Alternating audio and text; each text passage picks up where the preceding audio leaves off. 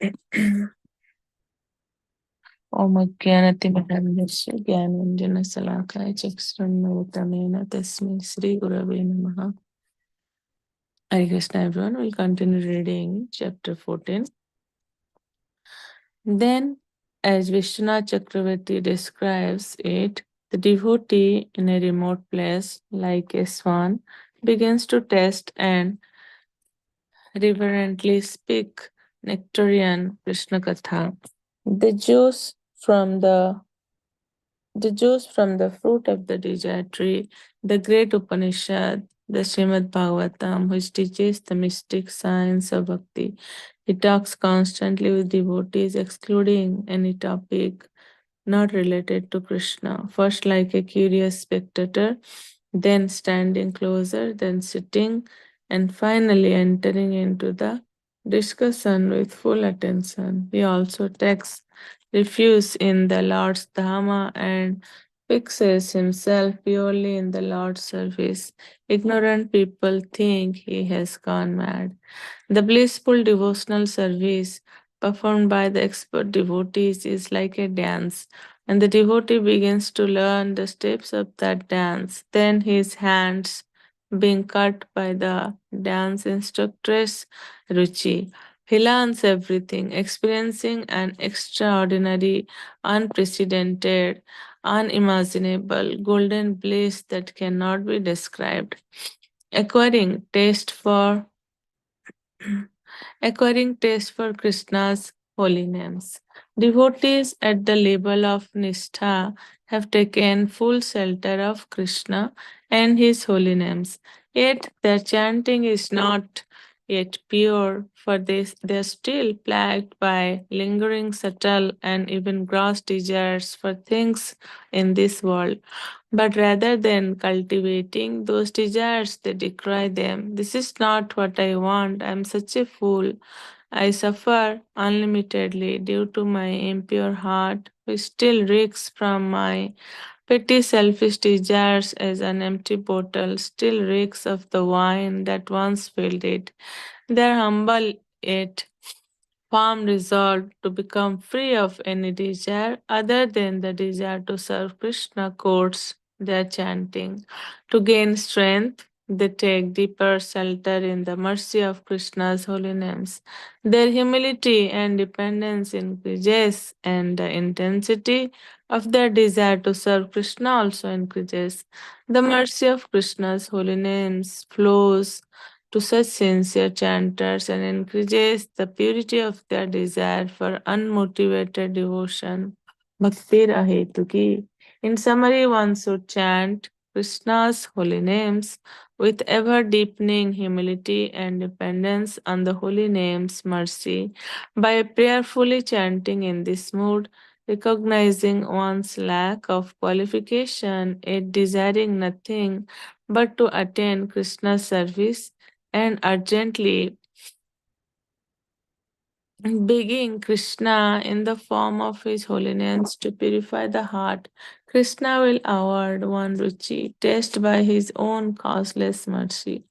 In this fourth Siksastaka verse, Sri Chaitanya Mahaprabhu describes the consciousness of one who chants Krishna's names on the level of Ruchi. न धनं न जनं न सन्दरीं कवितां वा जगदीश कामये मम जन्मनि जन्मनीश्वरे भवताद्भक्तिरहेतुकी त्वयि.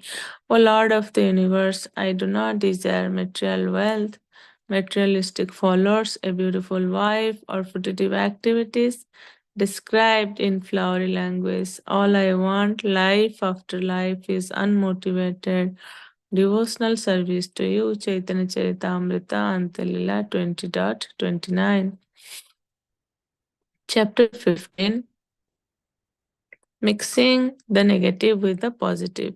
To truly taste the sweetness of Krishna's holy names, we need to strengthen both the negative or non-desiring and the positive or spiritual desiring.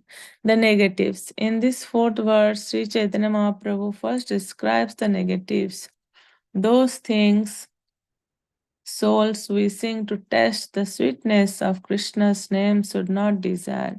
Such souls want neither wealth, nor followers, nor beautiful wives, nor to enjoy the results of their pious materialistic activities.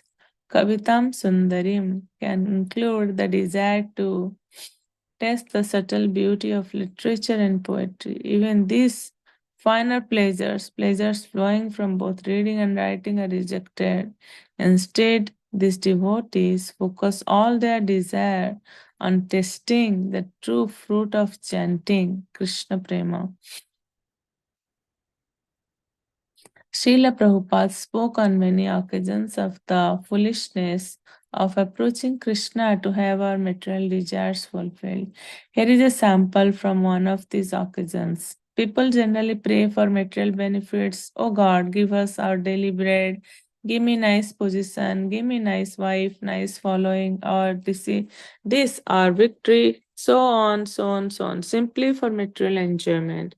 My Guru Maharaj used to say that if we pray to God for all these nonsense things, it is just like a man goes to a king and the king says, whatever you want, you can ask from me. And if the man says, kindly give me a pinch of ashes, it is like that. If I ask from God for some material benefit, it means that I am asking from a king a pinch of ashes. When king says that you ask whatever you want, he can say, so give me half the kingdom. Why a pinch of ash? Similarly, it is our foolishness, foolishness lecture on Bhagavad Gita 2.14, London, August 20, 1973. His Holiness Bhakti Tirtha Swami's 1987 Vyas Puja offering asserts the danger of such foolishness. Every day, another associate from ISKCON joins us, and I am beginning to wonder who those rare few were who went directly to the spiritual kingdoms. Here, we are, Srila Prabhupada, enjoying like anything in the heavenly planets. Most of us have wonderful empires. We have beautiful bodies that have tremendous longevity. We have surrounded by luxuries, extremely potent intoxicants, and gorgeous damsels. We are all, however, suffering tremendously as we are slaves to all these opulences. I don't know how the others got here, but I can clearly see how I built my staircase to this heavenly dungeon. I remember you so often stressing that we are not the body. I, however, found myself many times thinking, why does he repeat this so much? I remember you attacking the impersonalist with tumultuous vigor, but I could not at that time appreciate the significance of these attacks. I recall you pleading with us to give up sense gratification once and for all. In those days, I thought that you were speaking mainly to the non devotees, and I did not realize these instructions were for us. But due to our lack of becoming more internally connected with you, we are mostly now prisoners of the heavenly dungeons. Our devotion could take us only this far. Hmm. I'll stop here. We'll continue reading chapter 15 tomorrow. I'll just summarize my realizations from today's reading. So, in the chapter 14 is about like from Nishtha to Ruchi. So it's mentioned devotees at the level of Nishtha have taken full shelter of Krishna and his holy names. Yet the chanting is not yet pure because there is no Ruchi, because there are still material desires. However, they take deeper shelter in the mercy of Krishna's holy names, so their humility, dependence, and intensity of desire to serve Krishna increases. So, when we chant, recognizing our lack of qualification, but have just one desire to serve Krishna, fully depending upon the mercy of the Lord, will be awarded with Ruchi from the Lord. Ruchi means like we should taste for chanting. So, like I can give my example. I'm like chanting now, but every day I pray like I should feel that taste. Like every day night, I feel maybe tomorrow morning I will feel that taste, but I feel somehow this chanting is kind of like mechanical. So, like, I'm thinking, okay, I have to wake up early in the morning. I have to chant in the Brahma Muhurta. I have to finish my 16 rounds. Sometimes, like while chanting, I watch the clock also. But if you have really the ruchi or the taste, you should enjoy it. You should not think like when I'll finish it.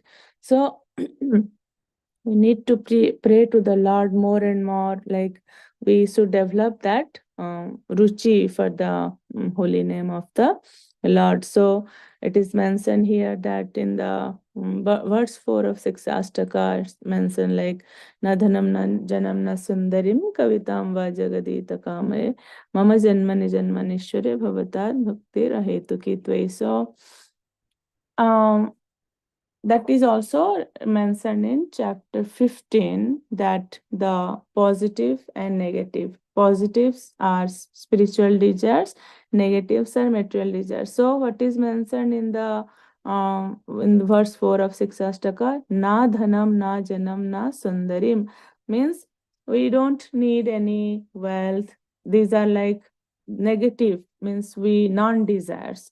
We don't need wealth. We don't need any popularity or followers. We don't need like beautiful wives or beautiful partners. So, if devotional service is mixed with, like we are doing some devotional service, but it is mixed with some desires, some hidden desires, like self centered desires, calls mixed bhakti. And it will not, that mixed bhakti kind of like it will never lead to prema bhakti, or there will be, it will never lead any, never help to develop any ruchi. It's mentioned like, okay, Krishna is the like he's a supreme personality of Godhead, but sometimes we come to bhakti, but we ask for some material stuff like, okay, give me job, give me a good house or a nice car, like that, give me a good, beautiful partner. It's kind of how it is compared here. Beautiful analogy is given that let's say we go to the king, and the king, when the king asks like whatever you want you can ask me, and we ask out of our ignorance, we ask like give me a pinch of or a palm full of, as you know, king, like to king we can ask for the kingdom, but like we are foolish, we ask a palm full of ashes. Like when we go to Krishna, instead of asking for Krishna prema or bhakti, we ask for material stuffs. So it's like it's our stupidity. We should always ask for pure bhakti. And it's also mentioned here that I think I read about that association. We have to like always have association of devotees, because association of devotees is also very important. It's mentioned in Nectar of Instruction, verse 3, like uh, Sahat Nishchay Dhairyat, those six things, how we can progress in bhakti. Out of one is like we have to reject the association of non devotees. We have to always take association of devotees. Sangatyaga Satabrate. Sadhvir Bhakti Prasiddhati. Yeah, that one. That's what my realization.